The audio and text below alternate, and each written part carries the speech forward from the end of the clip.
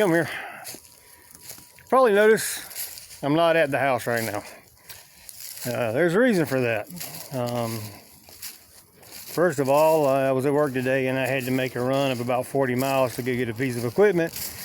And bless his heart, an older gentleman was not in his lane, and we like to have a collision. We did not. God is good. I did manage to go off the road, correct through a ditch, shoot back onto the road in front of another vehicle. They went off the road, they corrected, they're fine too. I did a few 360s and a reverse 180 and ended up parked in the road in the same direction I was going. So, aside from the adrenaline rush and the near-death experience, it turned out okay. It's not why I'm not at work today. That's part of the reason. A little bit shook up. Anyway, in the midst of all that, a couple of days ago at the house, my wife informed me that Ginger had delivered her piglets. We were really trying to beat that and get all of our coonies moved. I don't know if we've mentioned, we raised coonies. Anyway, this is Ginger. And 4 of her babies, one of them's buried in there somewhere. Anyway, unfortunately, she has lost one, so that was a sad event to have to deal with today, and quite possibly she's going to lose another. But I'll introduce you. There's Ginger. The back pins, the other ones. A couple of the boys. There's Big Mama Curly Sue, Sally Pig, and our other boy Rainbow's back in the corner. Still not why I came home today.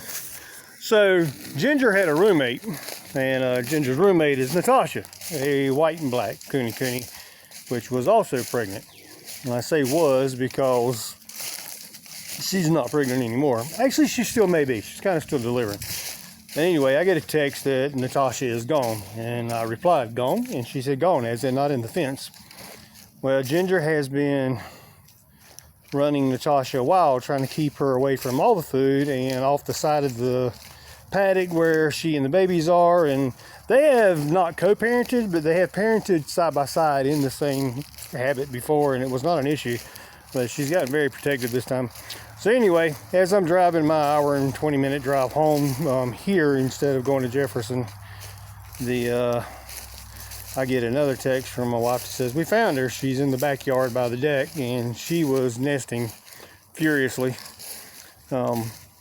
We tried really hard to coax her back around to the pen. We'd bought some hay so she'd have her own nesting material since Ginger wasn't letting her near anything.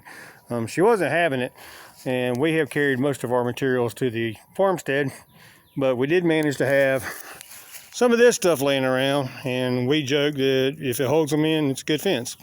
It's a hideous fence, but it works. And we're going to let her have it for a while, because within 15 minutes of erecting this, she started kicking out these little guys. There's a number 5 that just came out. We now have 5. So yeah, we're up to 10 new babies in 2 days, and she is still making babies. But anyway, that's us. That's farm life. You get derailed, you're not doing what you're expecting to do, because when you take care of livestock, they have a mind of their own, and they will do what nature calls them to do, and you just have to work with it. So I'll let you know when I get back to the housework. Should be first thing in the morning. In the meantime, I'm going to stay here and relish in the fact that we have baby pigs. Till I'm out.